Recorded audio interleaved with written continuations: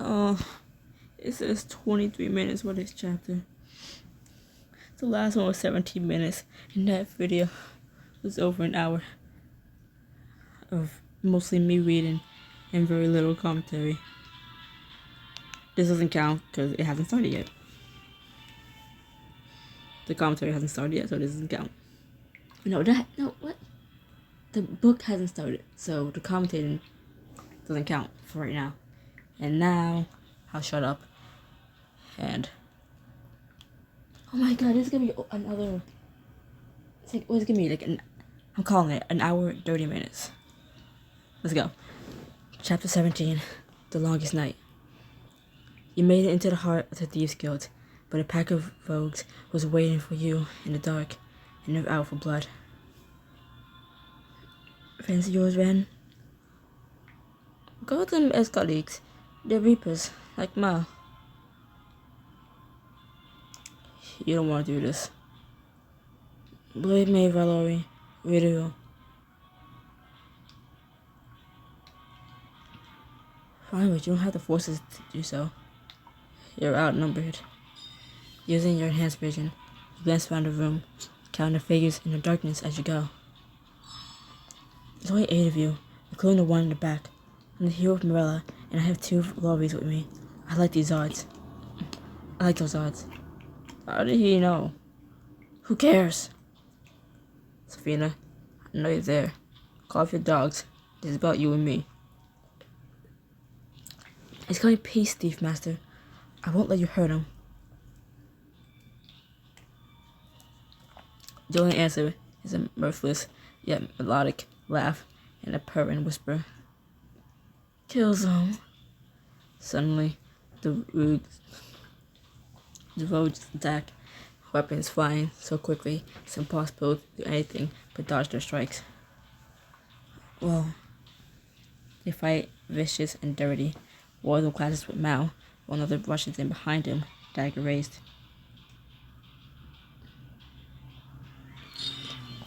You swing the whip of Cardew at the rogue's ankles. Its razor-sharp edges slice through his armor, and he lets out a strangled cry as snake-like lengths of shadow crackle around him. Get away from him. You yank on the chain, ripping the man's legs out from underneath him, and he crashes roughly to the ground. Miles shoves his other attacker away and turns to flash you a grin. Dance for the Siskit. Man spins her daggers with terrifying focus, harrying one enemy with 1,000 tiny cuts, while another one rushes at you with a sickle sword as long as your arm. You swing the staff with a silver lake, smashing the hard metal tip into the back of the rogue's hand. His sword clatters to the floor, and you bring the other end around to smack your attacker's chin, sending him sprawling. Your staff glows, and grass suddenly springs up through the cracks in the stone, grabbing the rogue and holding him down. Gods, I love this thing.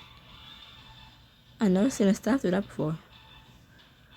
The remaining reapers crowd in around you, forcing you, Mal, and Ren against the back wall. You tell yourself you face odds worse than this, but something about these blades in the dark frightens you more than you can explain. Blades in the dark? That was so close to me bringing up that Peter meme. Family Guy meme, whatever you fuck. You know what I mean. You must have been real popular around the office, huh, Mal? I know why you came back, Willowy. Somebody always want to die. Why? Why drag anyone else down with you? A neary whistle cracks the air. The next wave of men seems to come from nowhere, pouring out the darkness like smoke at the shadowed mistress's their shadowed mistress's call, unrelenting, choking the life out of you with each cruel cut. Okay, this lady sucks. Ren holds him off as best she can, turning her head as she calls out to you. You know, I can go all day, but I'm worried about the old man over here. One of the rogue's shining blades pulls away from Ren's collarbone, leaving behind a trickle of blood as another 4 pounds on her. Run. I'm fine, Mal. It's a scratch. Wow. It really does run in the family, huh? You're tired. Really tired. The close quarters could barely leave you room to swing, and you can't phase shift if you don't know where you're going. Still, you force a grim smirk.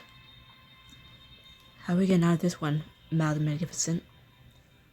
You expect Mal to respond with a quip, but when you turn to look at him, you can see in his deep brown eyes that he's gone. Gone to some dark place you only ever reached in the very depths of your guilt, when you were sure you lost Kay forever, and it's all your fault. Mal, don't you dare. You need to take it, Avant. Take her and go. You can make it to the stairs, and I'll cover you. No, Mal, no. No. You can't do this alone. Mal, you promised. You said you'd stay. Avant. Am I not worth staying for? You're worth everything, kid. It's not about that. Then what is it about? I see no way the world looks without you, Avant. And I know for a fact that losing me is better than losing you. But it isn't better. It would never be better. You can't see that right now. You can't see that right now. But you need to trust me. You did it once before. You can do it again. Please. For me. For Ren and Vivi and Nia and Tora and Tyrell. We all need you, Mal. All of us. His eyes are still far away. Mal, think about it. You will not get the outcome you want this way. I'm not leaving you. We do this together or not at all.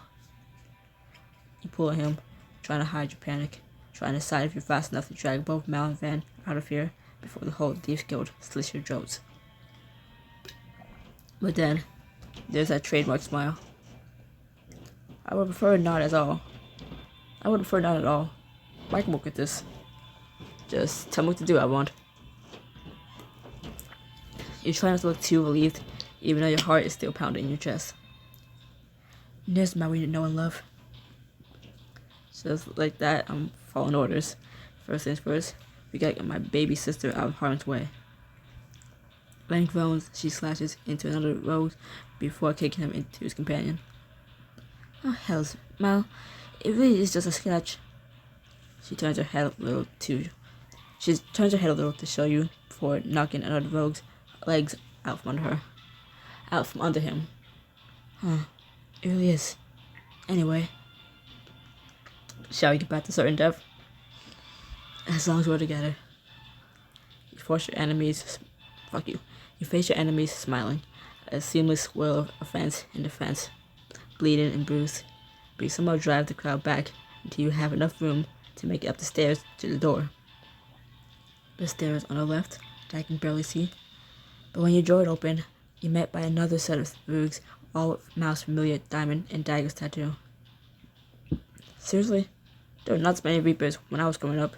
You make me look way less impressive. Wait a second. You remember the invisibility stone you got from the Thieves Guild? Remember the invisibility stone you got from the Thieves Guild, remember? You pull it out of your pocket. You shut your eyes, it begins to heat, then it dissolves in your grasp. Did it work? You open one eye to find one of the Roogs barreling towards you. You brace for impact, but then you realize he's not trying to run at you, just drew you. Holy hells, I'm invisible. A mischievous grin spreads over your face. I'm invisible.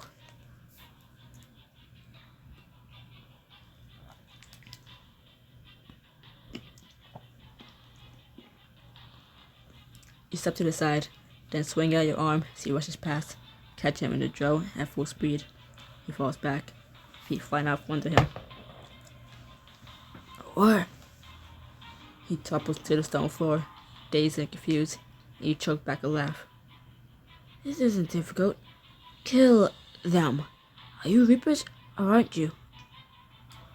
Down to meet the mysterious voice at the back of the room.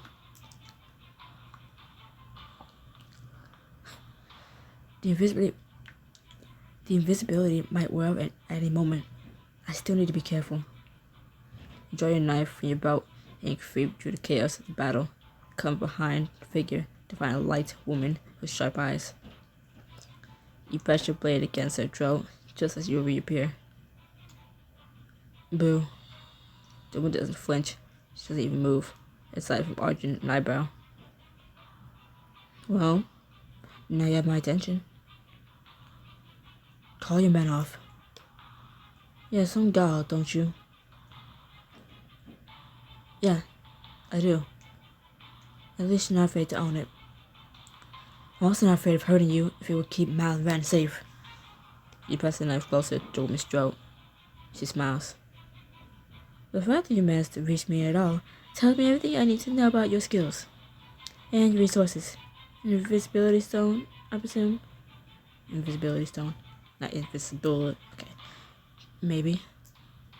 She turns her attention back to the fight, her tone bored with just a hint of amusement. That's enough. All of you. The Reapers immediately stop and sheathe the weapons as other people clad in black light the lamps. No, you can say you fought the hero of White Tower, gentlemen. I won't go as far as Marella, from what I hear. My subordinate in provinces was unimpressed. Will you mock me when I have a knife at your throat? Mockery is Fina's specialty. That and murder. Guilty of all the above. Let it go, I won't. We need her. You lightly step away, moving back to Mal's side. The Thief Master looks you up and down. And what could my most mediocre Reaper and greatest disappointment need from me after all this time? If she keeps talking to that way, we need all the help we can get, I want. I've heard much worse. Just tell her why we're here. You sigh and return your attention to the Thief Master. There's an army coming from the Shadow Realm, and their leader will stop at nothing to destroy the Light Realm and everyone in it. And I should care what my people and I get out of this. You won't die horribly when they pillage White Tower. You won't die horribly when they pillage White Tower. Isn't that enough? Thieves drive for chaos. I think we may need to tell her about some of the more tangible tangible benefits.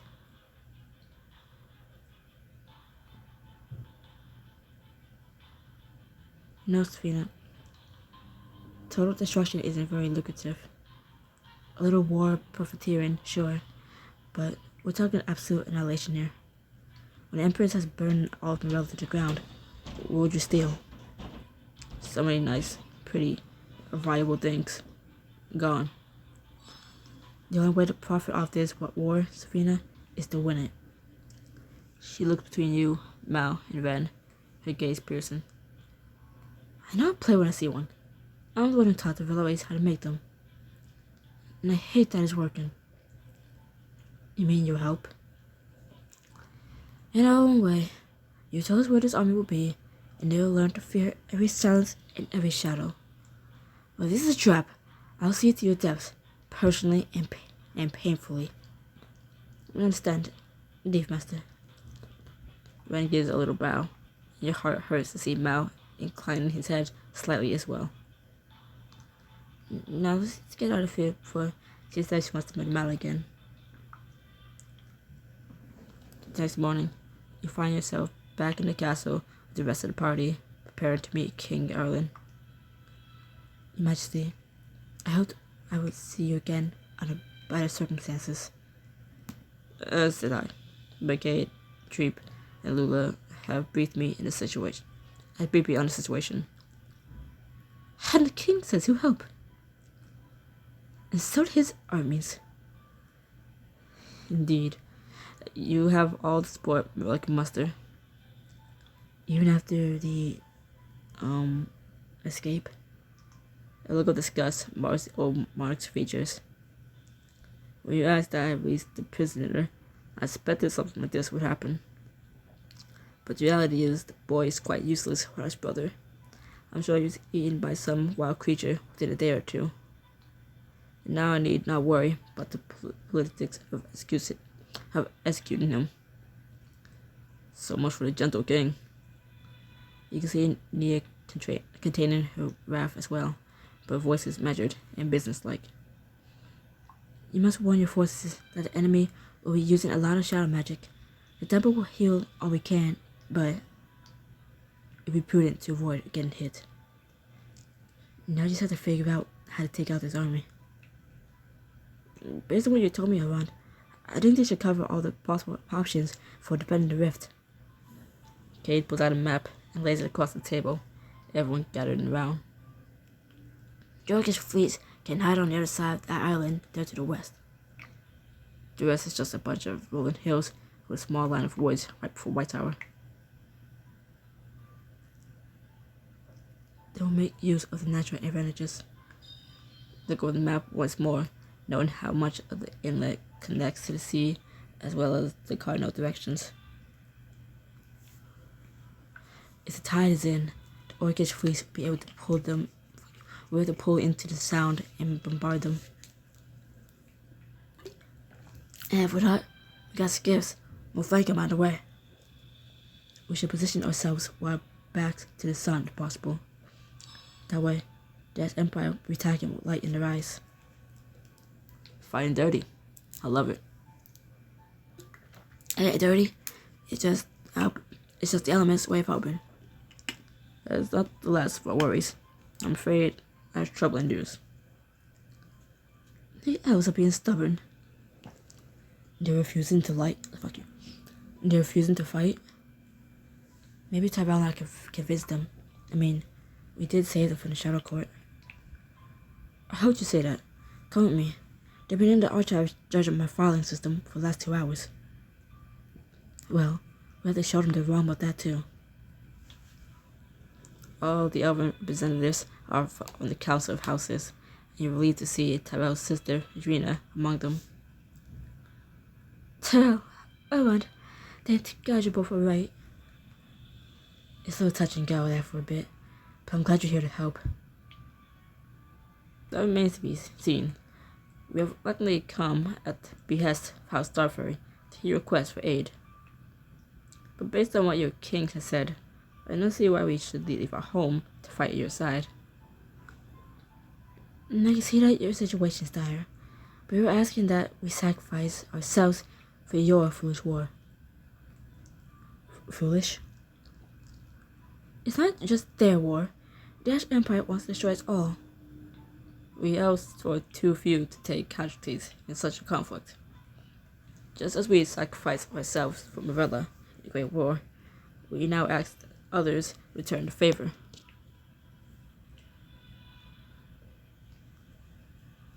It's a favor. Shadowcourt were elves. Some only joined because they were from lesser houses and were denied access to education. Most were conniving murderers who came from your most respected houses. That is irrelevant in the face of the sacrifice of the Elven Empire. The Elven Empire is corrupt. Even Adrena gasped, staring at Tyrell with hurt and confusion in her eyes, but you can't help but smile at your friend, brimming with pride. You tell him, Tyrell. Forgive me. It was corrupt. The Elven Empire is dead and has been dead for a long time. We tactfully acknowledge this, and yet we bind ourselves with traditions we do not understand and refuse to change, even when we should. Tradition has kept us safe. No, it hasn't. If anything, tradition was exactly how Xena was able to invade our home in the first place. You isolated yourselves for too long.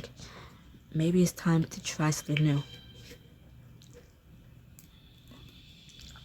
If we want our society to prosper, we can't cower beneath the ground, refusing to see the reality of the world.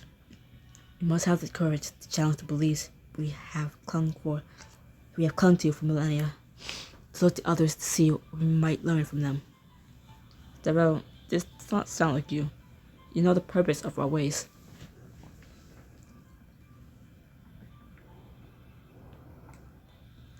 Your ways are based on a tyrant's lies.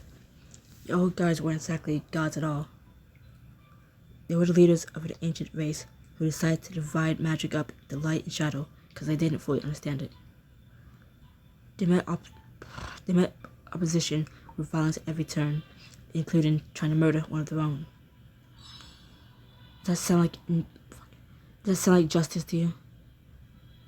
This isn't possible. I don't know what you heard, but Tyrell, the scroll. Tyrell pulls the scroll you got from Elder Radomir. The elf snatches it from his hands, contentment crackling from every pore. But when he reads it, how can this be? We have hardly scratched the surface of the truth of the world.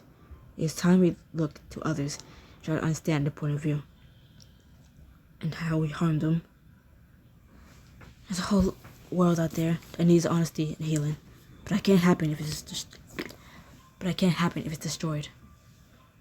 Can I say I fully understand? But you have to make the stakes quite clear. Does that mean you returned on the mount to gather our forces and meet you on the battlefield? Also, K's filing system is great. Yes, I suppose it is. That was so random. And one last thing. K's filing system is great. Excellent even. Okay.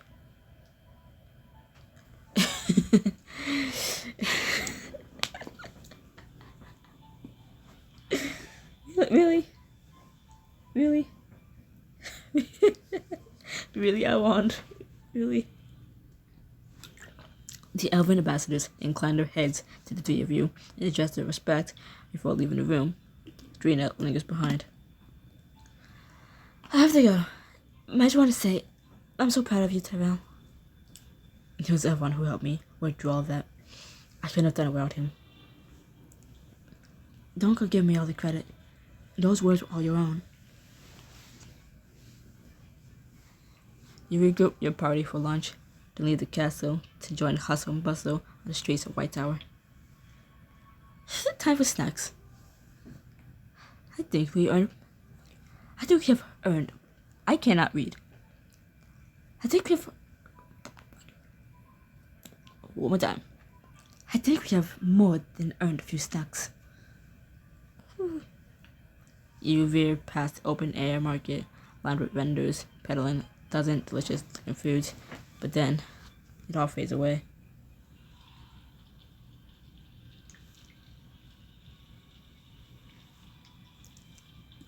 You see White Tower in flames, torn apart and ravaged by battle. Your lives are mine. Your breath comes shallow, but not at all, as you remember everything you suffered and see how it would look when the Ash Empress burned the world. Not when, if. You force yourself to take one breath, then another, in and out, again and again.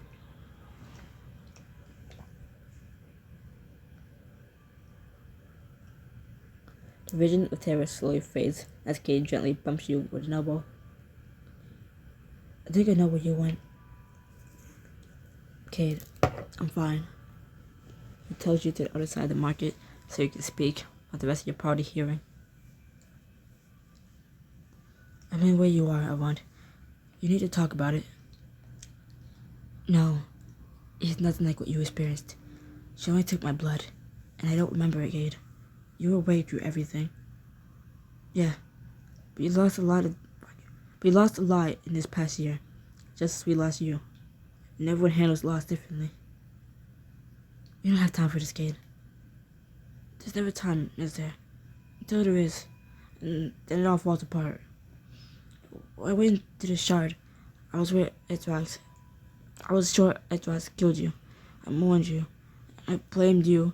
Sometimes I try to forget. And I was overjoyed when I learned you were alive. I also realized I was stuck. I was sure you abandoned me. Kate, I knew it wasn't true. But there were times I still doubted. I still mourned. I still raged at you. My brother, of having adventures, while I suffered and bled through every consequence of his enemy's frustration. Oh God, Kate, I'm so sorry. You can say that bitterness was the shadow getting into me if you want. It was not that simple. I think shadow. I think it just takes what we already feel and it makes it worse. Maybe there's always been a little shadow in all of us. Or in humans, at least. What do you mean? When I was captured, I wasn't myself. I just wasn't the person I'd hoped I'd be. When you feel that alone, it's hard to remember how much other people love you and how much you love them. Maybe that's shadow, and maybe it isn't, but it's true. Okay? When did you get so wise? Watching people, learning from them. And that's where the stories came from. And your story isn't over yet. Look back at your group who stare at you expectantly, searching for, well, for you. For Elrond, the person they lost. The person you lost. You were right, Elrond? Am I right?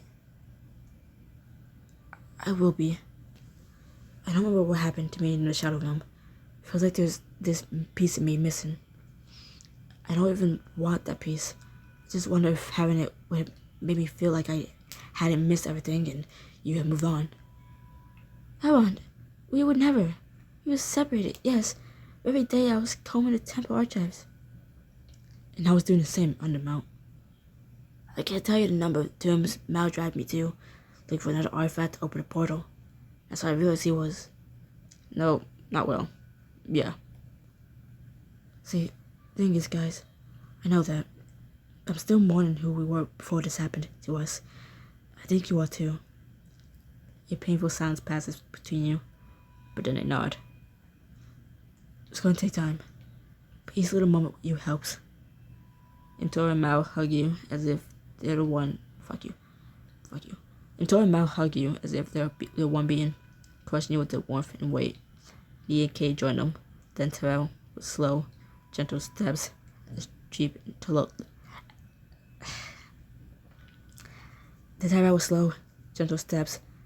and Lula flutter and nestle around your head and shoulders.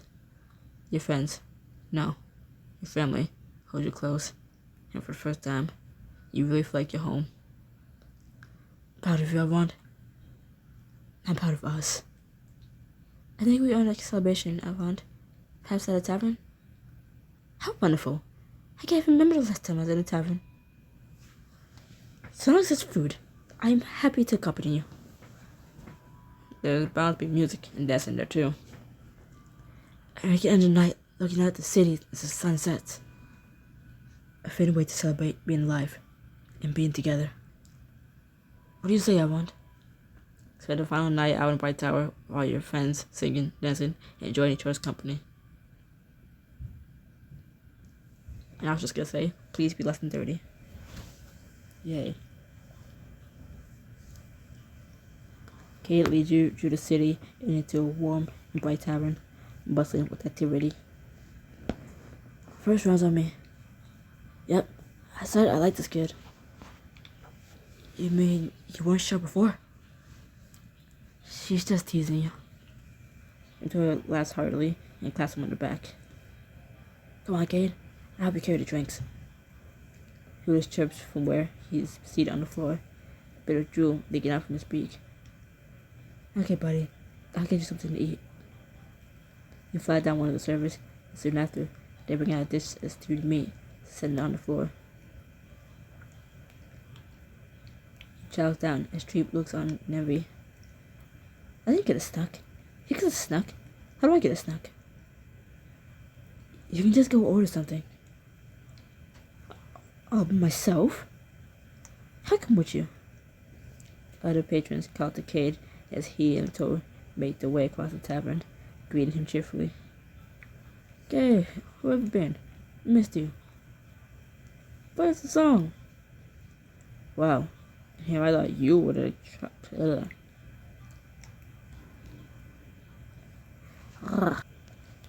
Wow. Here I thought you would have chairmaster Quan in your family Elrond. I feel like I said that wrong, but I don't care. Never underestimate a bard. By the time Cade makes it back to the table while they drinks, the crowd is chanting his name, and he's laughing and shaking his head. Alright, I was saying something. Anyone have any requests?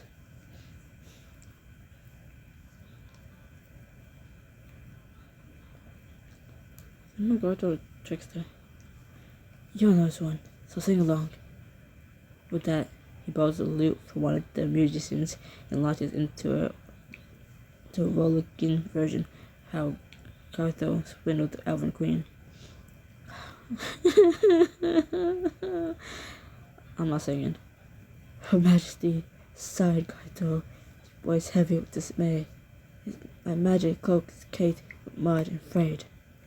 Be kind, my lady, he said, for I've heard you honest, just and true.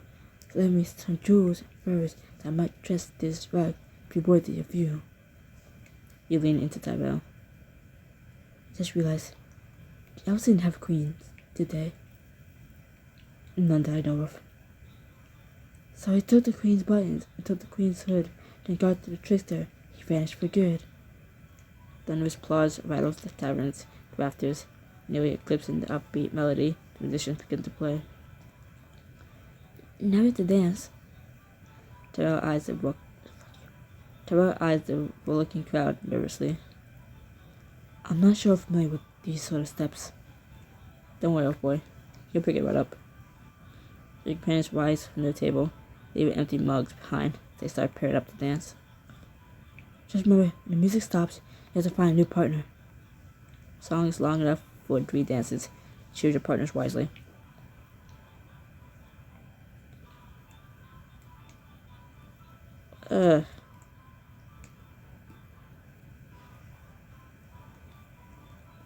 Mao bows as you approach, with one hand out with a flourish. It will be my honor.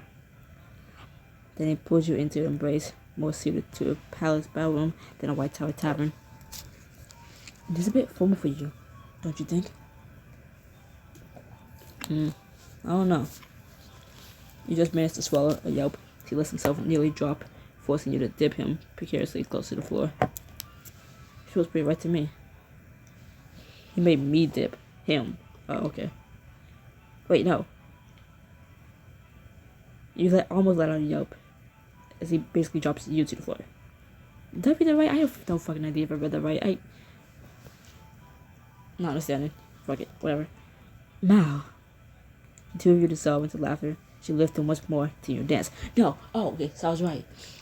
We're in his arms, and then he just lets himself fall. And like we almost like let out a scream, like dude, what the hell, man.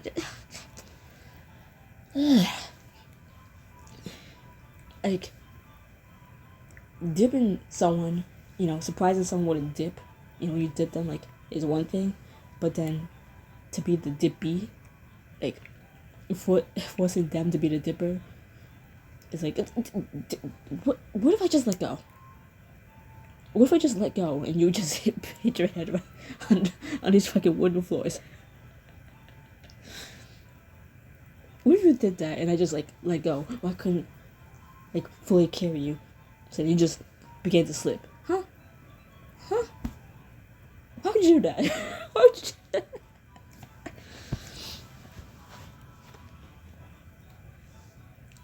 Hey, they weren't there the first time.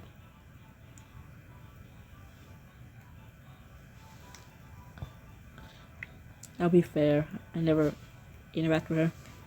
You take Nia's outstretched hand, and she laughs as the two of you spin around in dizzy circles. Having fun? Yes. Also, it's just for the voices I can do right now. I'm doing the voices I can do, so. Yes, this is my favorite thing to do when I was a child. I go out into the courtyard when the moon was full and just spin. It's the time I felt the most free. Like I can just let go. You can do that here with me. But there are so many people. Don't worry, I'll be here to catch you. With a loud whoop, she dances faster and faster. Treep was an option the first time. Treep and Lula, but still. Joined Tyrell, who was standing in the middle of the dance floor, with his eyes closed, swaying gently amidst the raucous crowd. I gave him, I picked him last, like, give him time to pick it up, I see you're finally getting into the melody. And this rhythm reminds me of a dance we do back home. He takes you in his arms and spins, but it's nothing like the wild swinging of the other dancers. This is graceful, almost artistic in its flow. Is this a very popular... Ow. Is this a very proper Elven dance? Not in the slightest. It would be considered scandalous back on about to perform in public. Fortunately, I don't care what anyone else thinks. I see you rubbing off on you. You close your eyes and let the dance take you. Breathless, you hurry back to your table to find your mugs of ale refreshed. Sorry, I didn't dance with you, buddy, but the dance floor was crowded enough as it was. Besides, I figured you were still gorging yourself in that stew. This nuzzles against your leg with a low noise of pleasure. And one fancy walk, I used some air after all that dancing. Your group spills out into the streets, ale in hand. Golden hour bathes the square in soft, warm light. Sometimes I wonder what I would have thought of this place if I see more of it as a child. I sneak out with the other acolytes sometimes, but I have a hard time imagining you breaking the rules like that, Nia. Come on, Tyrell. You know our girls are rebel at heart.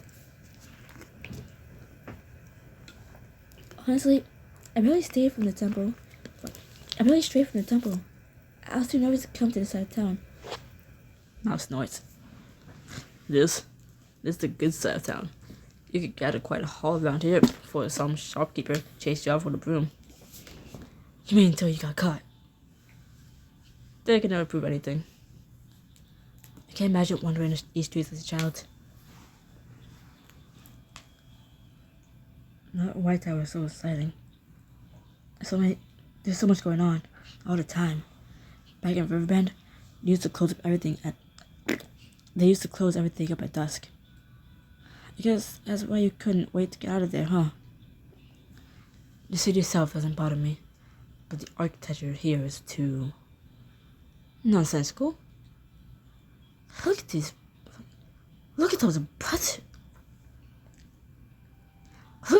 buttresses. They're not supporting anything. Just make it fun of it because it doesn't match all the prissy stuff on the mount. You don't see me complaining about all the buildings aren't shaped like ships. But you could if you wanted. That would be fair.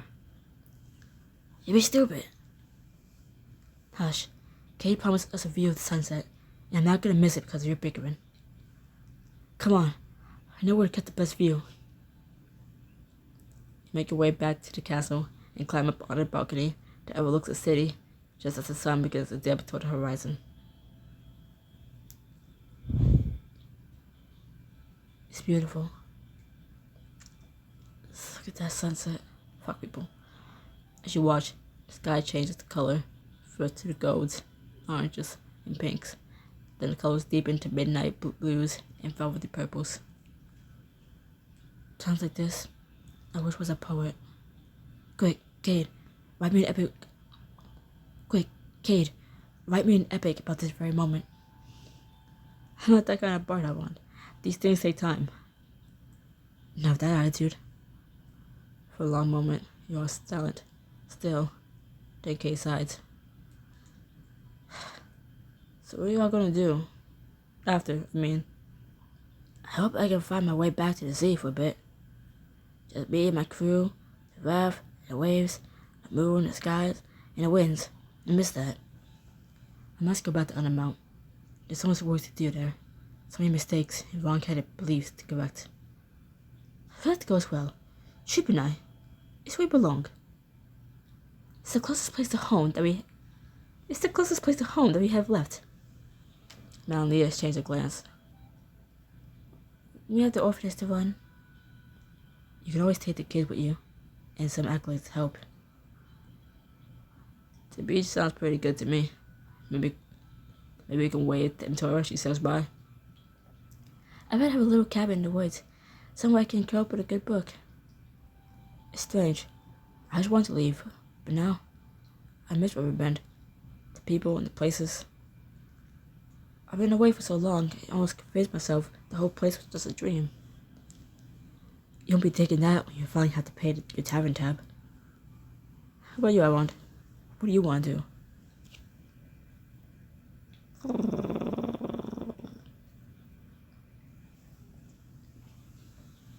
I just want to see the reactions.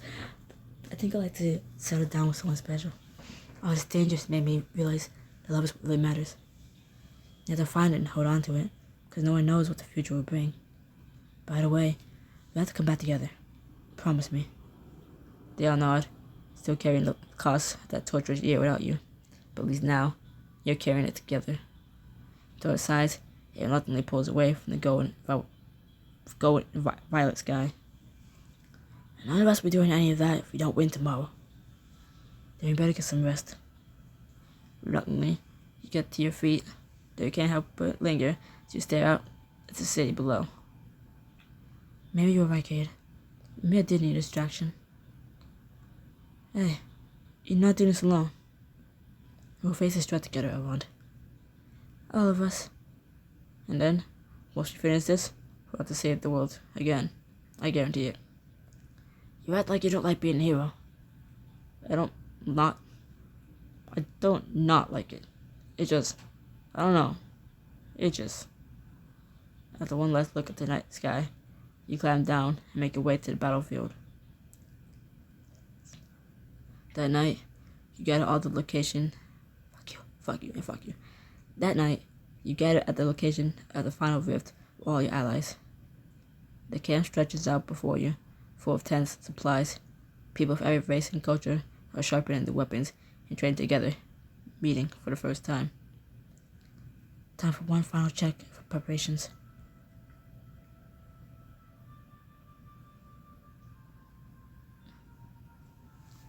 Well, all of them? Or just... Oh, we can find out. Small campfire flickers just beyond the tree line, and you're shocked to find Willow there, only a few goblins.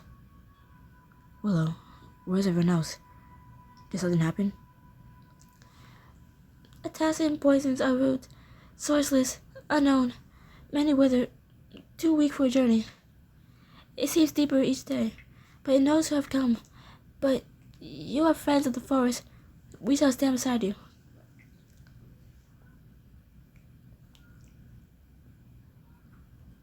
I'll make sure you're well armed. We fight like the trees. Weapons are foreign to us. What if it's part of the forest already? You pick up a wishbone-shaped branch from the forest floor and pull a cord from your back, tying it around twin points to make a slingshot. Oh, yay!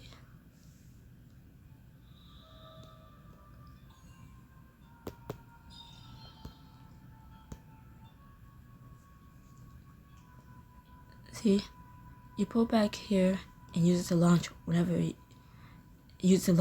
you want at the enemy. Maybe you can shoot seeds imbued with your magic. That way you can fight without getting too close. A gift from the trees.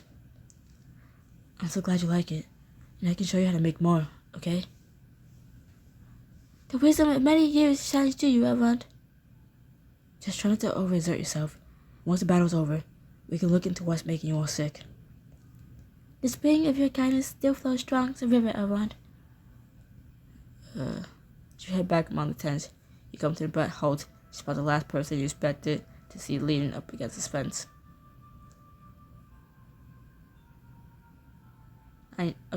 Hi, Aaron.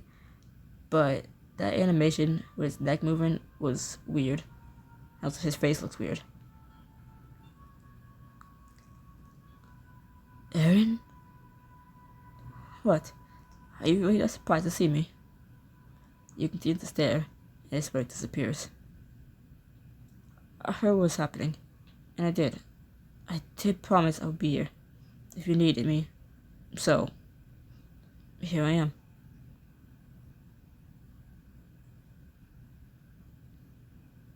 Don't look at me like that. When he stops in front of you, you grab the back of his head and pull him into a hot, tongue-tingling kiss. Even my eyebrows raised. Hot tongue tingling? Oh. Oh my. Just like imagine a poker face, but just all my eyebrows move just up. The rest of me unamused. His shock lasts only an instant before he returns the favor, groaning when you nip at his lower lip. When you finally break apart, he's panting. I admit, I did not anticipate such a warm greeting. I don't have time to yell at you right now. Didn't you hear? It's the apocalypse. So rumors say. Look, we have too much to say and not enough time to deal with it. Just see if you can make yourself useful. Of course, I'm here to help, not make things more difficult. You're interrupted as Centaur appears and lifts Aaron off his feet by the scruff of his shirt, dressed your fence right behind her. You. I imagine you might be surprised to see me. Frankly, surprised you're alive, traitor. Allow me to remember that. Guys, hey, stop. He came back to help. Why? Hoping to lead a coup against your father? What? No. I know what I have said in the past, but I realized that no one was ever going to accept me as a king. And that there are more efficient means to make it a better place. Thanks to you, noble thief. He nods to Mao, who brings a dagger to his throat. I'm sick of all the sarcasm. For once, I'm not being sarcastic. You changed because you met Elrond. Is it truly so hard to believe you all changed me? Please, everyone, if you can forgive him, surely you all can. For Elrond and me. We need all the help we can get. Joel lowers him to the ground, dusts him off a little too roughly. If you're going to stab us in the back, best to start with me. Or if you hurt Elrond, Nia, or anyone else, you beg for an end long. You beg for an end long before I'm done with you. I understand your devotion to Elrond, and devotion to each other. I dream. What? Who told you? No. See. If you want us to be a thing, Aaron, we can be a thing. If you want. If you can. If you want. Tyrell will understand. We weren't that serious. Right, Tyrell? Right. Okay. I just wanted to keep the running bit. Like, Aaron! Tyrell, look away. Tyrell, look away. I'm gonna kiss him. Look away. Just look away. Tyrell wasn't there to see it, so couldn't say it. Now that he's here, it's like, oh, Aaron, oh my god, I missed you, Tyrell. Can you make yourself useful somewhere else, please? Yeah. Okay. Thank you. Yeah. Aaron, and it's just like loudly fake smooching up. Not fake, like smooching up, but like is exaggerated sounds and like mama. And look over Aaron's shoulder and see Tyrell looking back like, go on. You go on. Yep. Yeah. Go talk to your sister and yeah. See if they have everything. Oh, Aaron. just to make him jealous. I dreamed, or I hoped I might have fashioned that love. I know, I haven't earned it, but it only makes me more motivated to do so. For a moment, you're afraid at least one of them is gonna stab him. The male holds out his hand to Aaron. They shake before he stalks off. The others following after him. Well, that went better than I expected. You turn to follow your friends, but Aaron takes a step towards you, and you pause. Aaron, I know I just survived, but I did a lot of thinking while I was gone. For myself. About you. About us. Is there in us anymore? That's what I'm trying to say. I'd like there to be in us. His cheeks flush, and he looks at the ground. spent so much of my life chasing power, and all it ever brought me was pain and bitterness. I know I still have a lot of work. I know I still have a lot of work to do to even try to make up for the wrongs of my past. But I finally know what it is I want. And what is that? You. I understand if you haven't had. I understand if you hadn't the time, the interest, or the patience. But if you would like, when the camp is quiet, come see me, please. Oh, my neck is breaking. Tap once, tap twice, tap 3 times, 4 times.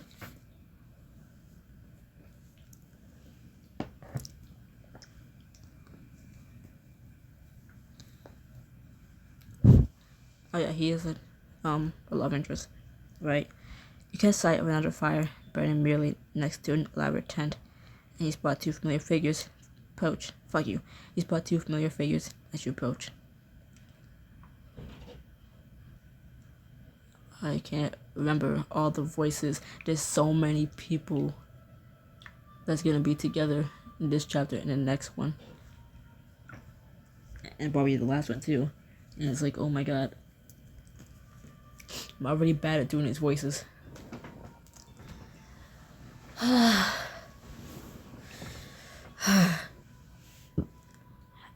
And finally, I told him to fetch you hours ago. They said he was busy, Isidore. Just a little. We're in a small war, you know. Yes, well, still.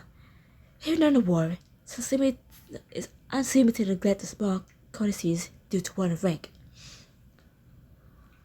All she means is that we are grateful for your assistance in escaping the Shadow Realm, and we are here to help you. Plus, if the Ash Empire wins, it's only a matter of time before they track us down and kill us. It's terribly annoying.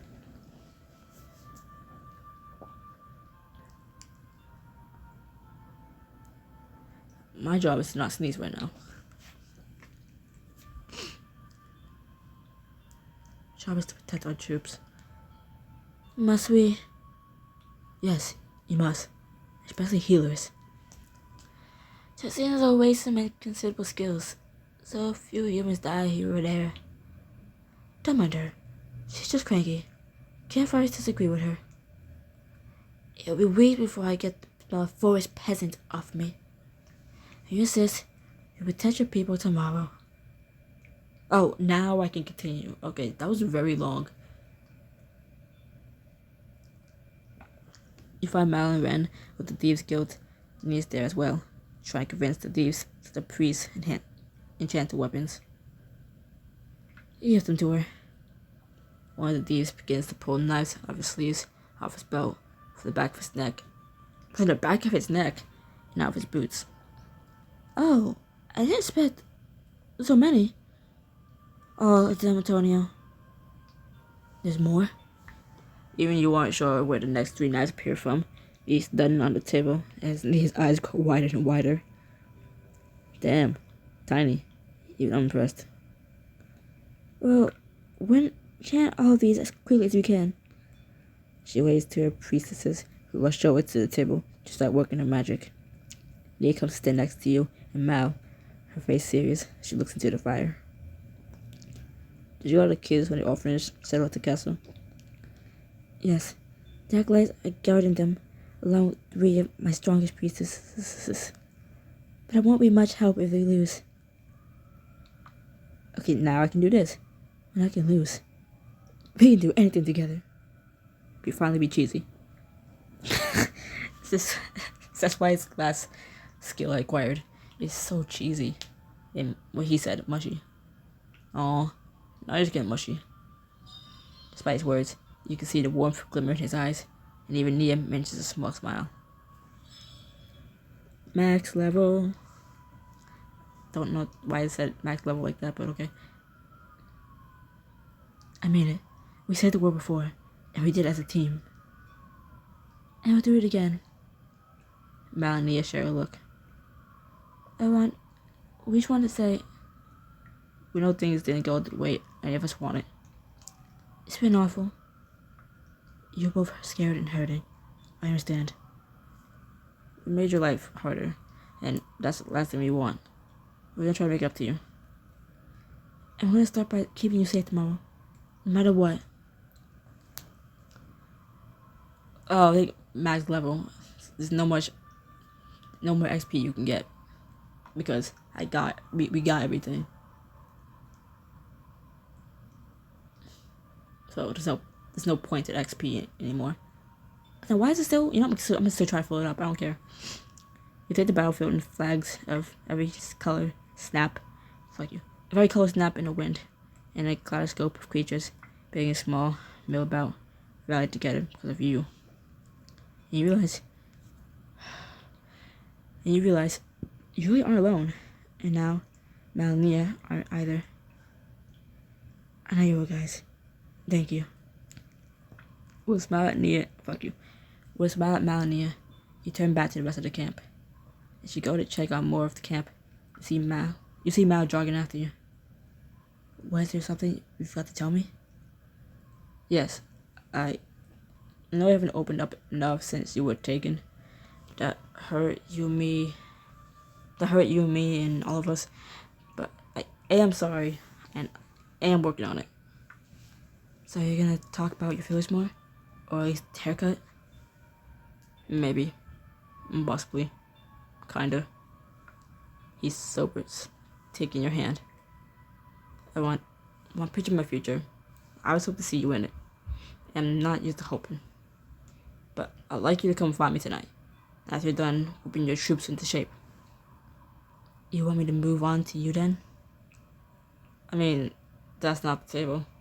But I want to talk about something else too. Show you something else. Oh my god. I caught it as I was reading this. As I was reading this paragraph. I'm like, what do you mean that's not the table? What? When you're done whipping your troops into shape. Oh, so you want me to move on to you next? I mean, it's not off the table. Oh. So, Mal, you're trying to say that you are into being whipped? You're trying to say you're into being whipped? Okay, alright, oh, okay. Good to know.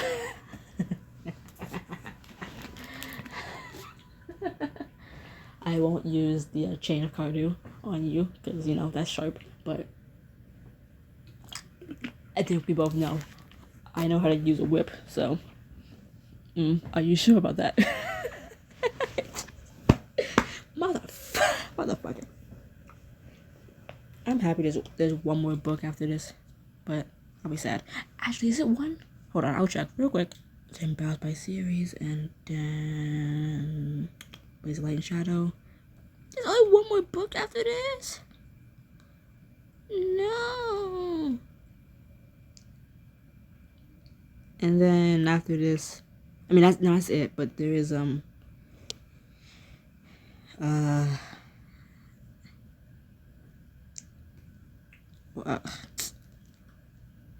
I look stupid.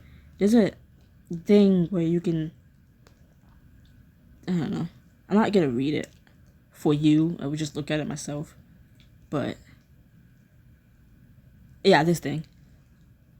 A tabletop role playing campaign. Like, it's just this thing. Yeah.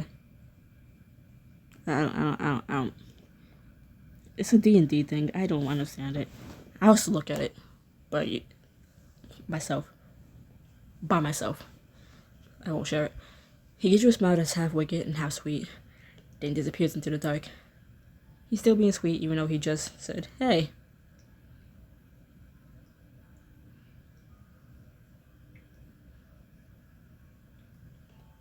He's being sweet, even though he just said, "Hey, you could whip me if you want." Basically, like, You head for the dwarves, surprised to find Cade sitting in their midst. "Oh, on. When did you get here?"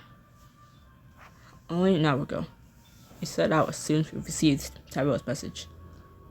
Though, we did have to use a bit of magic on our carts to make sure we could travel fast enough. They were presents, too. Cedric grins and slaps her hand on the top of a stack of well-padded wooden boxes. Every kind of chemical explosive you can imagine, and a few I cooked up just for you. I was just showing Cade how to make bombs. Seems like the two of you are already getting close. I mean, you hide your smile as he actually blushes. Cedra seems oblivious. We are. I feel like I know him my whole life. We've read a lot of the same books. And Cade has read so many I have never heard of. I bet a special friend of Cade's could borrow some of those books. Oh. Elrond. What? I don't get to tease my brother? Please, stop embarrassing me. Aw, he likes her. That's what they meant, he likes her. Don't be embarrassed, be flattered. I'm quite a catcher now. I can't believe I'm finally seeing more of the world. It's all so different and new. Did you know Cade works in the Royal Archives? He knows a little about everything. More than a little in most cases. And I'm more than happy to share if you tell me all about where you're from. Ah, that's cute. Disgusting, but cute. Like, aw. Gross. Like, aw, that's so disgusting. I'm so happy for you. It's nasty, but I'm happy for you. Like, oh, my brother's in love. That's so cute. It's disgusting.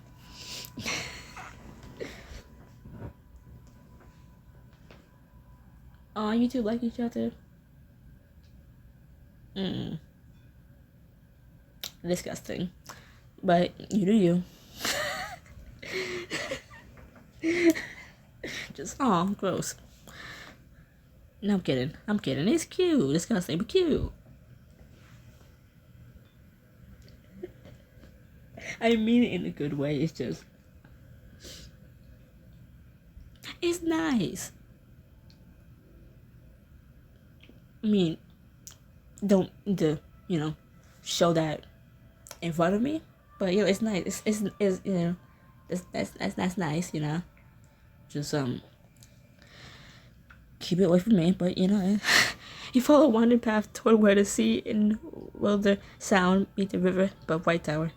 Laughter leads you to a tourist mothership. Permission to come on board? Captain Elrond.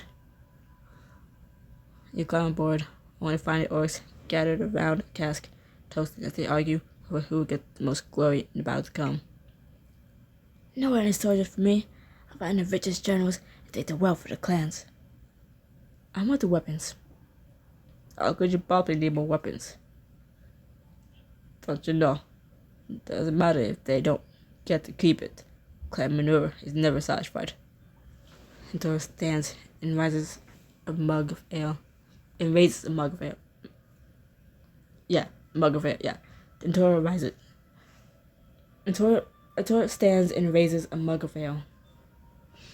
Tomorrow will be the day. Fuck you. Tomorrow will be the day the bard sing about for generations. We'll come for the weapons, their wealth, and their heads. I thought I said hoes. Oh God, I thought I said hoes, and I just misread it. I thankfully misread it as heads. So I said heads. I hoped I wasn't wrong. I reread it, and it's like, oh God, thank you. It said heads, not hoes. My mind is. What time is it? It is 8:03 in the morning. I need to go to bed because, oh my God. I thought I said hoes, and I thought I misread it when I said heads, until I looked back, and I was like, oh, thank God it says heads. It does say heads. They don't stand a chance against United Clans of Flotilla. As it works all cheer. He shared a brief smile with Matora before turning back to the rest of the camp. Hang on a second, man rat. There's something I want to talk to you about.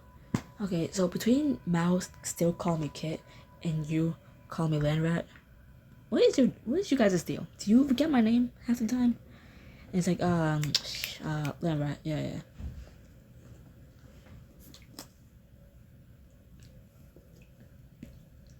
To be fair, MTR calls everyone who's not an orc a Land Rat, but I'm still offended, but more offended at Mao because it's like, dude, we know each other for how long? And you're still calling me Kit. I'm not Kit. I have experience in adventuring, and you know that. Because we've been adventuring together. I've been saving your ass. While kicking ass. Simultaneously. And you're still calling me a Kit. How am I still wet behind the ears of what a fucking adventurer is? But I'm calling you a Kit before because I never had an adventure. I don't know what it's like to be an adventurer. And now I've done all this shit with you. And you're still calling me a Kit. I just started recapping chapter 1 of book 1 just now. And I was like, damn. I'm getting flashbacks of the old Mal. And I'm like, damn, I came a long way since then.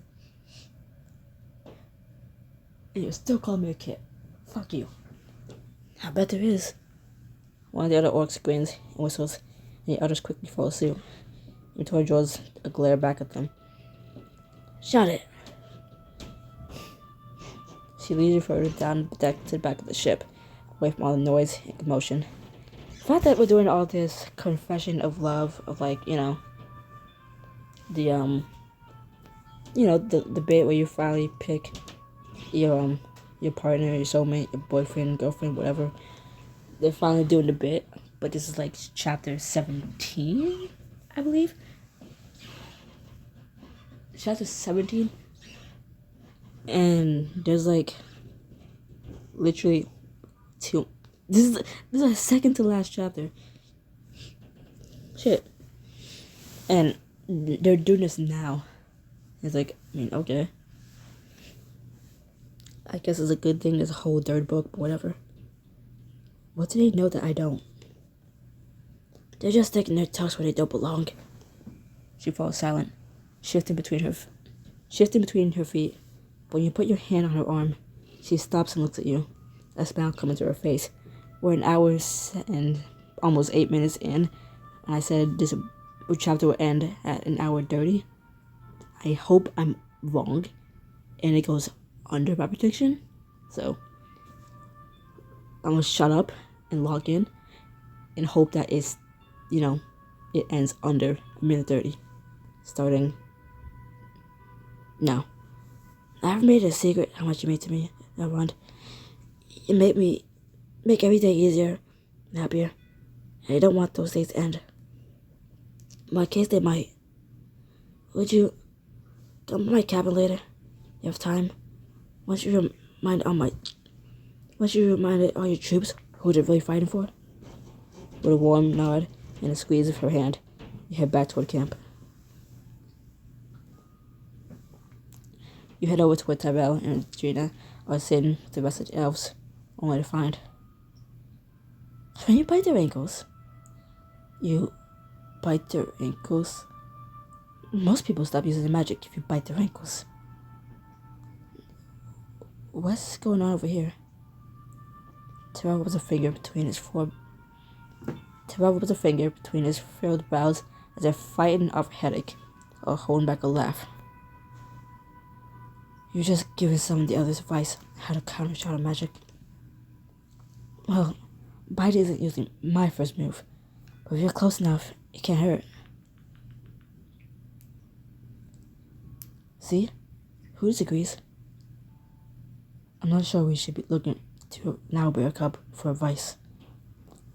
Tyrell or I can also teach you a binding spell if you don't already know it. That will help if you're not in ankle biting range. Bears of light are important too. Remember that our main goal is to protect the people here, not to slaughter those on the other side. Are you telling us not to bite them? Adrena, I think you gotta be more I think you got even more serious about. How's that possible? Pretty sure he's trying to beat the record. Before you go, there's something I'd like to talk to you about. He glances over at the others, still hovering nearby, and frowns. Privately.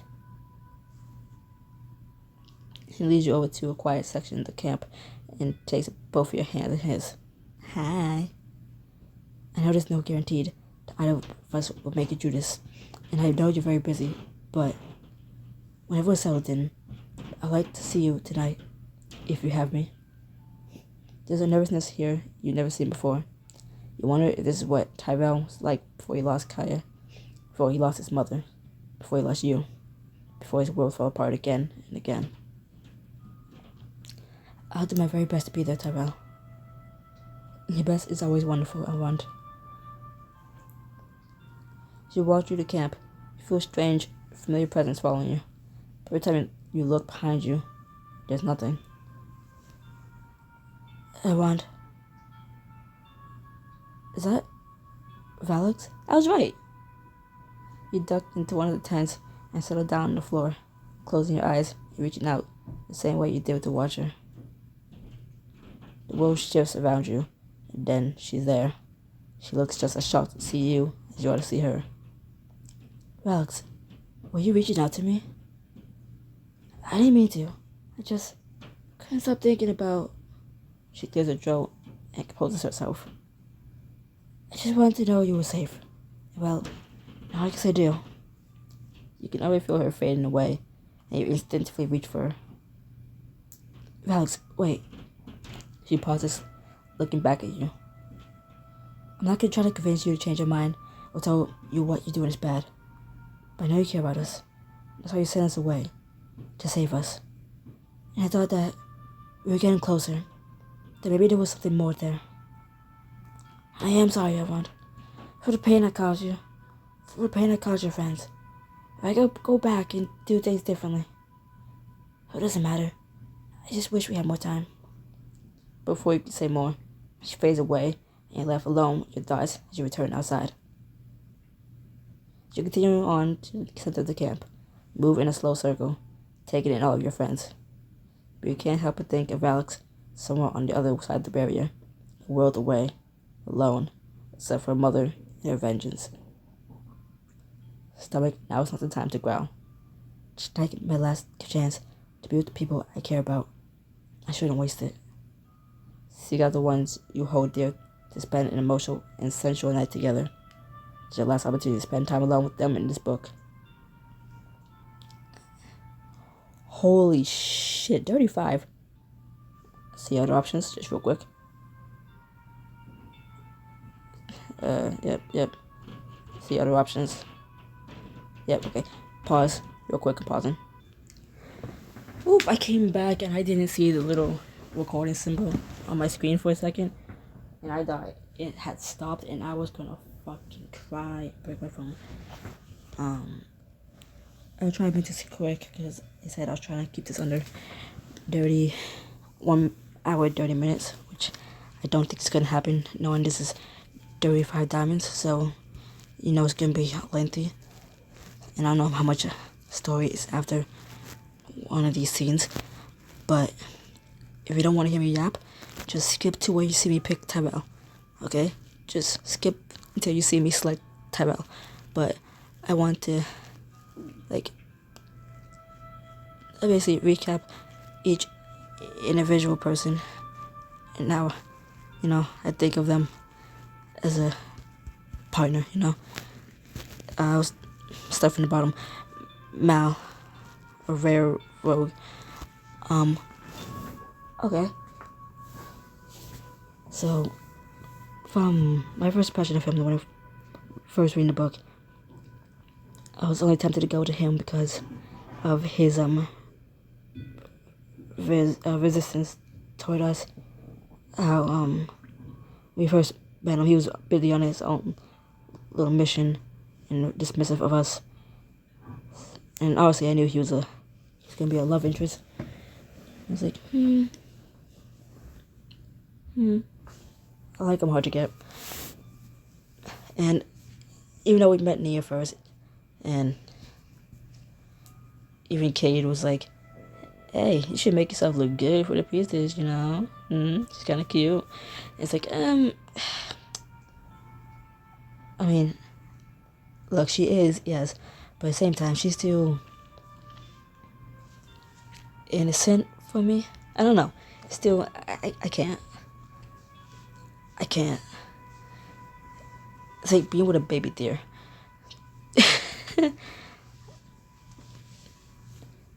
um,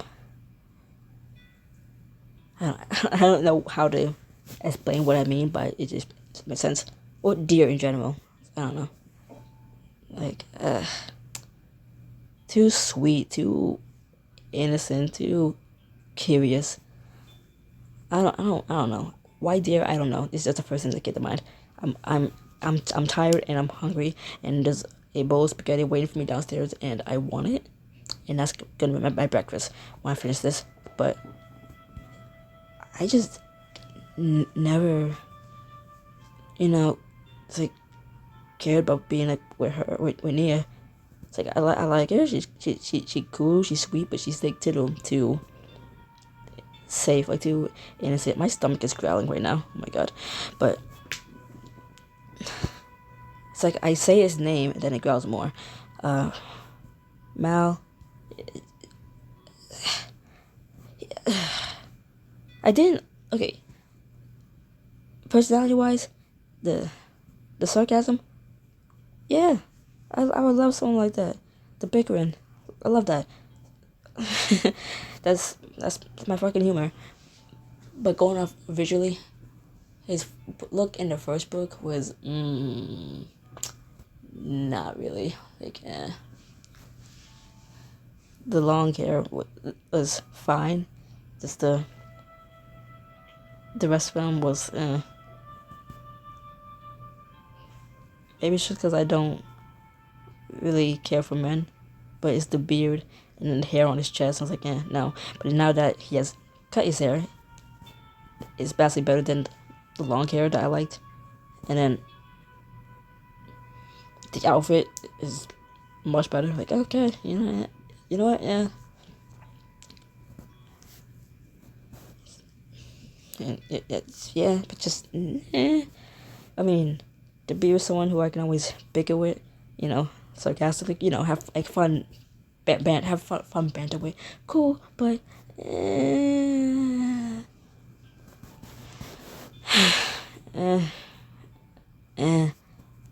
felt more like a friend in this. I'm talking about speaking for like for everyone. He feels like more like a friend who you, I don't know, sometimes fuck around with, you know what I mean? Do the deed sometimes, whip him a little bit. Aaron, the first time I read this, and before getting all the way through the book,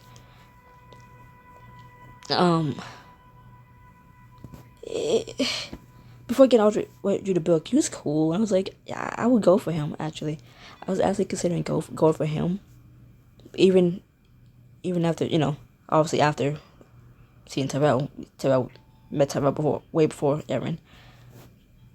It's like, I don't know. Like, if we had more time with Aaron, sure, but we didn't. And also, the whole shit with the corruption from Shadow, like, it's what he wanted. It's not like it just happened to him and he had no choice in it. It just, happened. Like how Nia got possessed. Is that really her fault? Because she got dragged there into the realm by Aaron while he was purposely under corruption. And it's like, okay, redemption arc, but at the same time, like, you can tell he's had a redemption arc, but he hasn't even been around that much in this in this chapter. And you can tell I'm trying to get serious for this. I'm locking in for this because I picked up the mic and I'm holding it instead of just strapping it to my chest. But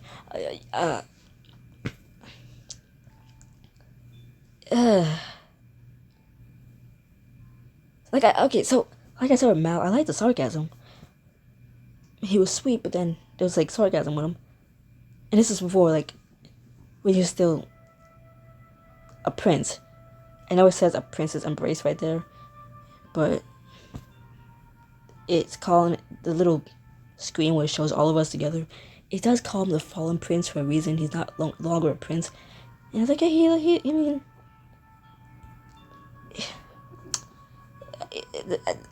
visually nothing like I can complain about him. Like the perfect curly hair and the smooth face, you know. That's not just complaining about the beard with Mal. So like, nothing. It's just we needed more time. We needed more time for him to even be in the running. Okay. He was introduced late in book 1, right? With Nia and Mal in the same chapter, and then a couple chapters later, we meet Tyrell, and then Mtora attacks the ship, and even when Mtora's crew attacked the ship, not just because I'm looking at her like, oh damn, it's just like she wasn't even that bad. She's like so nice about it. And then like again, like first time I read this without going all the way through. I was like, I like him too. Shit, I might go for her. But then the more I read, I was still realizing I was leaning towards Tyrell because it's like. It's like I couldn't remember how we met Tyrell the first time. I read part way through, but now I have is like, aw, he hated us, and he nearly killed us. I love him because I clearly have problems. Like almost like Stockholm syndrome. Like if he had done something, I was like, well, he didn't mean it. He didn't mean it. And like he's changed, he's nice, and I can still want him. Okay, not Stockholm syndrome, but like I don't know. It's just I don't know. I don't know why I fall for the characters who like you have a harder time breaking Drew to, because Tyrell didn't speak much to us, or he's always like spoke very terse and very. I mean, it's the same way he still speaks, but he's like softened up at least. He's opened up more. But that took a while, and I don't know why. Like a character who hates your gut at first and is reluctant to even want to be friends with you, let alone, especially in his case, reluctant to even want to talk to you, and it's like, it's okay, we'll get there. It's just this. Let's just say it's a good thing I'm not into guys IRL, because that would be concerning. So I sound like the type of woman who's like, I can fix him. No, you can't. No, don't settle for that. No. I'm just saying. Tyrell, I can fix him. And I think the only way you can fix a man in IRL is to chop his nuts off. But anyways, speaking of hard to get to, Valix, who I was pretty sure was love interest, but I wasn't 100% sure. It's kind of hard to determine when you're trapped in a room, strapped to this thing, waking up in a different realm, whatever. And like, oh my gosh, she's trying to kill me. She want my blood. And getting the option, like talking to her more when she's not trying to kill me, and also getting those little flirty options. It's like, ooh, I didn't know she was a love interest. She's a love interest. She's a like with Aaron, right? If it wasn't for the bullshit that he then ended up doing, which I feel like I only was picking after his bullshit of turning to Shadow. I feel like I was only still picking the romance options just because I want to get more reactions out of the others, especially Tyrell. Like, yeah, yeah, I like him, just because how jealous they were, mostly Mally and Matora. But if it wasn't for that, and if we had more chances with him, which okay, some books do that. They give you a late edition love interest, but it's like in one series, the freshman, that's what it's called.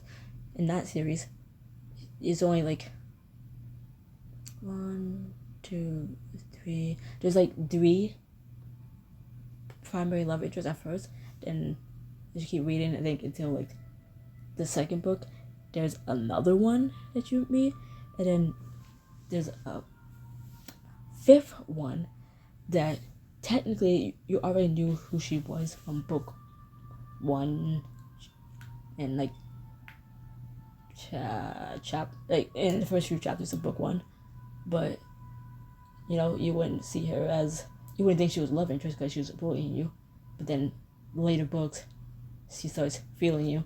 But at least with that series, there's so many books, and so you were always seeing her. So you got to see the enemies to lovers thing. With Aaron, it was you barely got to know the dude. When he was with his brother, and the few moments you share without him, then after he and his brother went to White Tower, you continued on with your journey. It's like you don't see him again, and then when you do see him again, he purposely falls under the Shadow Court, you know, whatever. He purposely falls under the Shadow Court's corruption. So it's like, oh, okay, cool. Drags Nia into it, and then we have to deal with Shadow Nia for a good chunk of the book. Like, oh, okay. And that's because of Aaron dragging her into that thing. And also because she defeated I don't know. I read the book, but I still don't remember all the details. But they're trying to give him a redemption arc in this book, but they didn't show him that much in this book. So it's like, it's kind of hard to do that when you're not showing him. And with what's the name again? Velix. Sorry. You only see her this book, right? And obviously in the first half of the book, she's not really being friendly towards you. She's trying to kill you. She's chasing you down, trying to kill you. But it's like, aw, you love me that much? You're chasing me through realms? Oh my god. You are so sweet. You are adorable. Yeah. So let me rank them real quick, and then you know who I'm gonna pick. At the bottom, even though I probably did all the romance options when I saw them, the bottom will be Aaron, because they didn't show him that much. If you're gonna give him a redemption arc and like prop him up as a, you know, as a love interest, you gotta bring him around more often. You didn't have him around that much in book 1, but we knew he was a love interest, so there were some people who wanted him. But then you changed their minds when he pulled the bullshit that he did do with the Shadow and all that, and then trying to give him a redemption arc, but then not have him in so many chapters, and then having him try to confess to us. Is like, oh, well, we gotten so close to the main people we're around. It's kind of hard to pick him. In the 1, 2, 3, 4, 5, 6. In the that was 6. In the 5th spot would be Velix, for almost the same reason. It didn't have her around the whole time, and when she was around, half the time she was trying to kill us, and we didn't have no option to flip with her. And when you did, it wasn't that many moments. It wasn't that many moments, especially not that many free moments. Like, you gotta to pay for. I paid for like a good chunk of those, and the chunk wasn't even that plentiful. So it's like, I don't know what you want me to do here. Like, for both Aaron and Alex, for me to have chose them, I would need another book before getting down to this. Before getting down to settling with one person, I would need more time with those two. But that would still be hard because we had so much more time with Imtora, Mal, Nia, and Tyrell. It's like, I don't know. Number 4 is Nia. I already said too nice, too innocent. I can't. It's just, I don't know. Also, too, it's boring. She's too sweet and nice. It's like, I hate it. I love her. She's cute, but I hate that you're too innocent. You're too unexperienced in things, and I don't like it. Number 3 would be Mal. Again, I'll keep him as like a. Obviously, in the book, that's not gonna happen, but I'll keep him as like a friend, as a a friend with benefits. Obviously, that's not gonna happen in the book, but we'll just be friends. But it's like, yeah.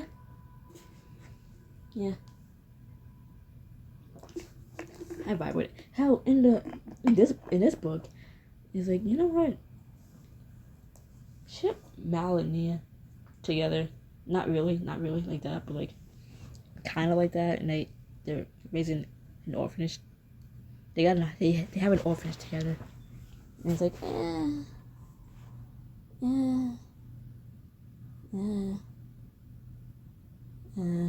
mean, he's a terrible influence on her, but I take it back. I don't ship him anymore. But still, like, potentially you can see it. Someone can see it. I don't see it. I could see it, but it's like I don't want to think about it like that anymore. So number 2 would be Imtura. Big, strong, hot looking woman. She's only second because Tyrell. I don't know what it is about me, but in every fucking book that I read, I always go for the person who's the hardest to get, and they end up becoming, they're like, the sweetest, the cutest, like, oh, the stuck up, the stuck in their ways, the snooty, the one who would turn their nose up at you any time, the one who's rough around the edges, but then melts and softens up all because of you. And it's like, oh. But that happens over time, and you can see the facade break the more you spend time with them. And it's like, yeah, I don't know why I like those people. And again, Tyrell's first interaction with us barely spoke to us, but like almost killed us.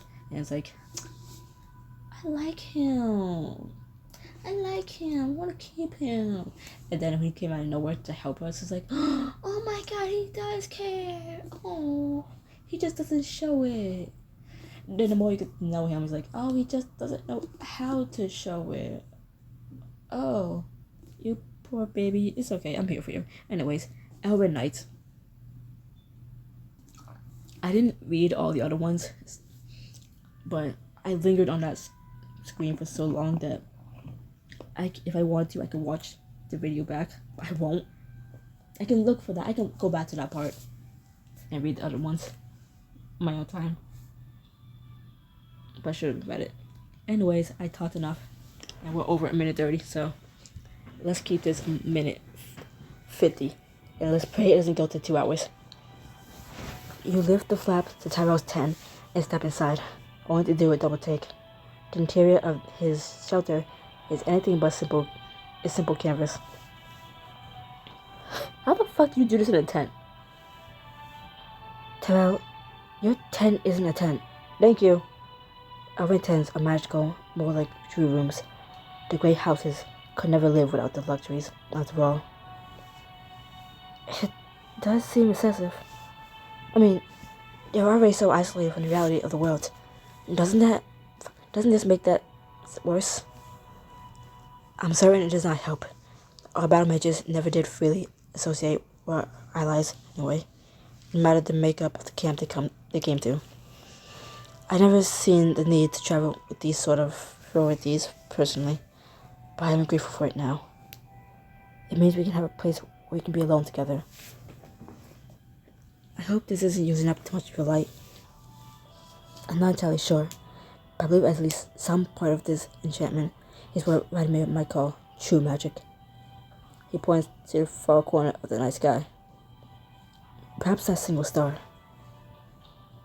It is a very impressive star. You both take a seat on the cushioned bench.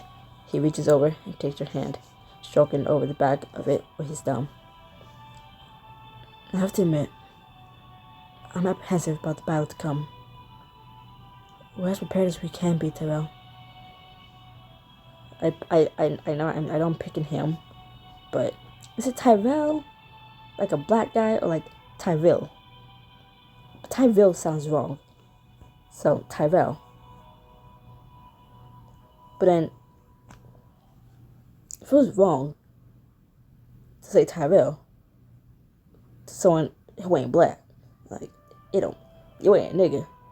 And that name sounds like a nigga name. But he's blue. What do you mean? He could be black. No.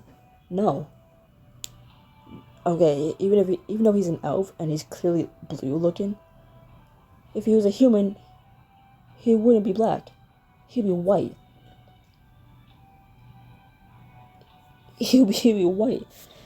Just like my character will also be a white man. He's white. Those blue eyes. A nigga with blue eyes. Okay. I mean, I'm sure that's possible, but it's a very rare. But he's white. We've seen black elves. They're literally the color black. They're probably dark blue elves. He's light blue with pretty blue eyes. Oh my god, hello.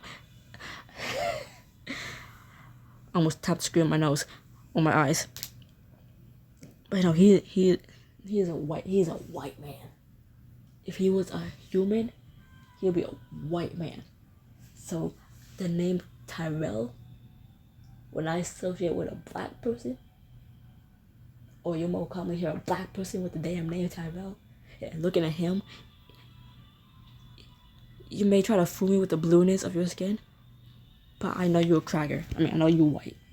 Like, you're not fooling me. So it just throws me off. Am I saying it right though? Tyrell? I don't know. If I'm saying it wrong, I don't care. Like, almost at the end of this second book, going on to the third book, like, if I pronounced it wrong, so what? Yeah. Hell, I probably have been pronouncing Imtora wrong. Like, it's not that. I probably been pronouncing Valix wrong too, but I don't fucking care. It's not that. It just feels wrong, does it not? Fight to Ashen, or we know they're simply pawns in the Empress's schemes. Are they not just as ignorant as I was, dedicated to the cause of a tyrant I could not see? Hey, we don't have a choice. I don't like it any more than you do, but we can't stand by while they destroy everything we hold dear, no matter their motives. We have to end this, one way or another. You're right. I know you're right. Stopping her means everyone have a chance to lead a peaceful life, including the Ashen. I truly hope so. Nevertheless, I'll fight at your side tomorrow. You never need doubt that, for there is no place in the world I would rather be. and there's no one I'd rather have on my side. You take his other hand in yours, but the motion brings you close to the window. The chill from the glass makes you shiver. Can we get a little less freezing outside? Or inside? Outside the window, but inside the tent? I understand you completely. I don't. Something flashes in Tyrell's cerulean eyes, and the window pane warms to your touch, steaming up the glass till the stars disappear. Oh, so you can effortlessly say cerulean, but you struggle to say window pane? Why did you add an F to window pane? It's a P, not an F. Window pane? Much better. You bring his hand to the window pane to join yours. Then you lean in to catch his lips in a quick, gentle kiss. I want. He kisses you back, more forcefully now. The heat in the glass flaring beneath your fingers. Suddenly, you're pressed against the warm window pane, unsure if the motion came from him or you. Don't stop.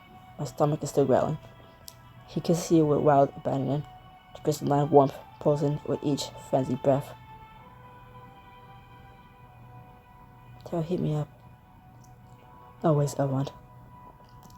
He leans forward, pressing your hands against the window. The glass feels like warm bath water, and you both sink into the sea of stars as your lips touch. You're showing off. And you can watch your walls. Well, when you put it like that, you always astound me, I want. You need only smile, and the world tilts on its axis. He presses his forehead to yours, your hearts and the pulse of Tyrell's magic beating as one. What would you have of me?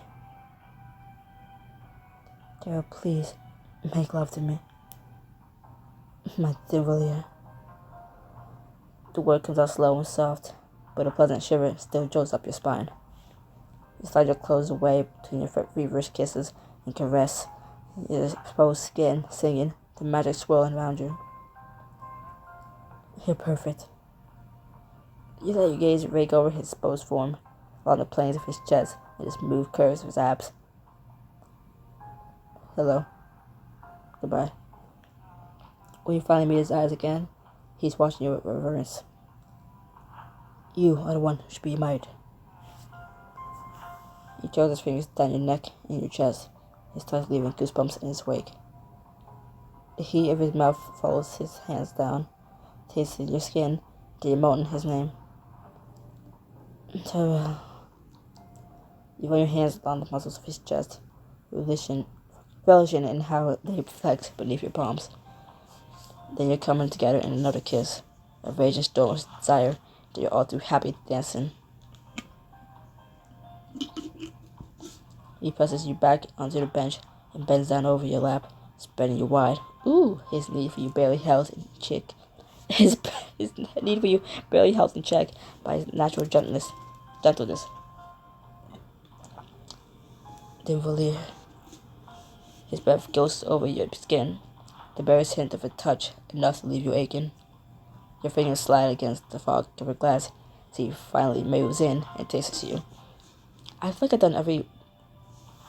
My voice has, like, gone through puberty so many damn times just during this one chapter. Oh my god. Tyrell. Your hand slides to his long, dark hair, clutching his head as you whine with pleasure. Not enough. You lean back even further, open yourself to him, and he rises, kissing you as you welcome him in where you need him most. Your ass. When your bodies finally join together, he drops his forehead to your shoulder, kissing your collarbone. I want. He moves slowly at first, tortuously slow, and you draw your arms around his shoulders, pulling him close. More. He answers your prayer, and the drill of his motion presses your bare back into the window. Magic drums across the glass Tyrell's every motion, each thrust a swell of a wave, carrying you both closer to ecstasy. I'm so close. Well, can you hold it in a little bit? I paid $35 for this. You come together one last time, lips meeting as it all becomes too much to bear. The world turns into a wash of pleasure and joy and trust as the stars glitter above you.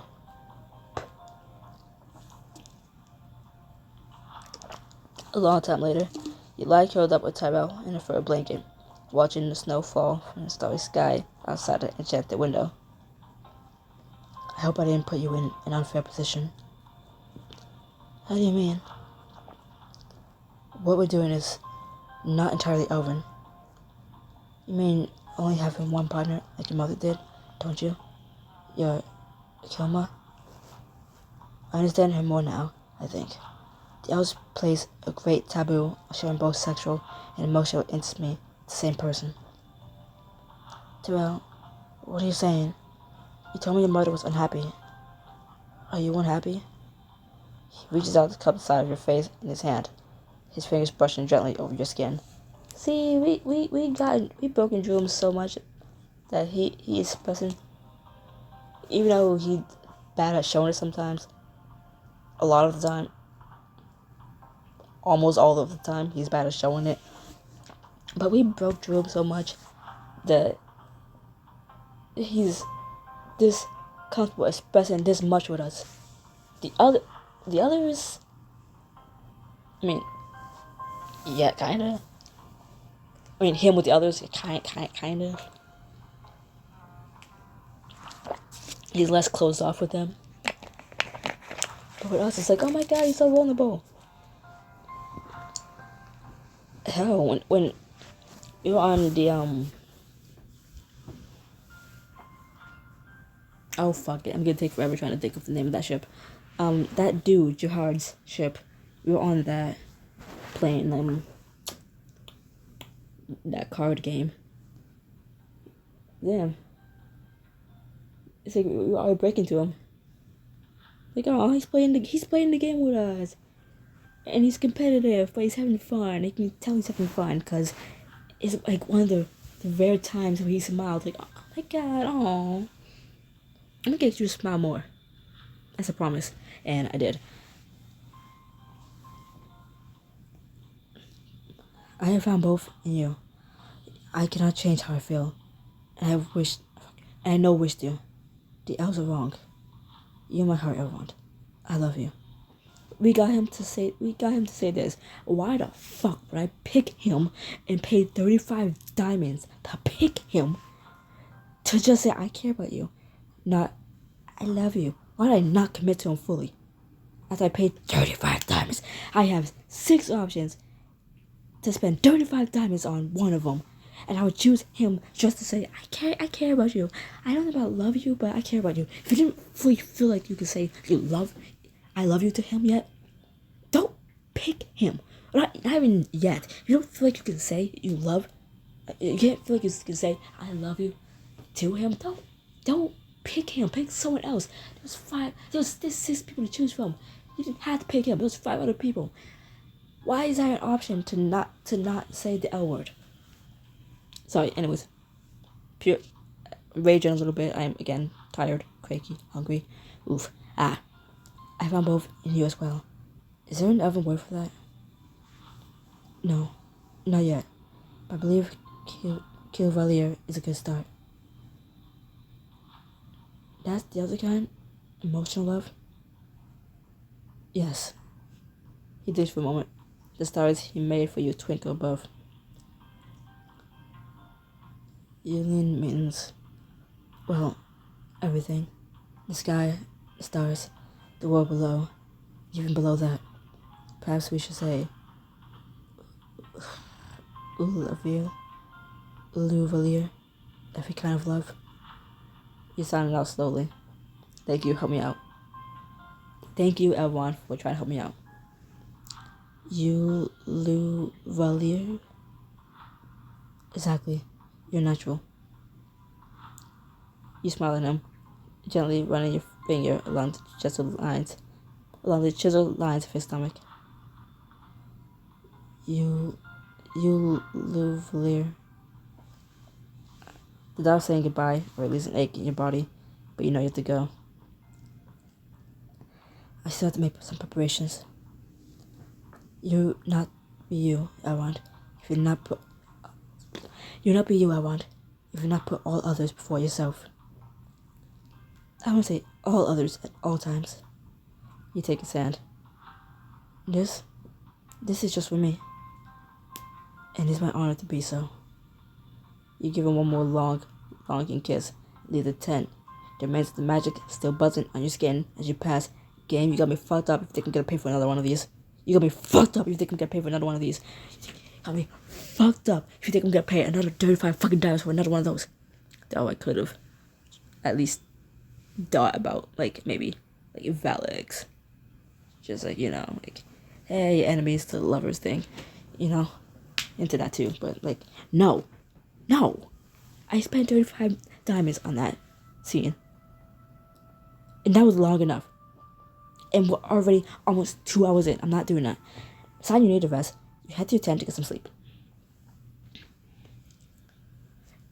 You wake the next morning and you join your friends just outside camp, surveying the grassy hills that will serve as the battlefield.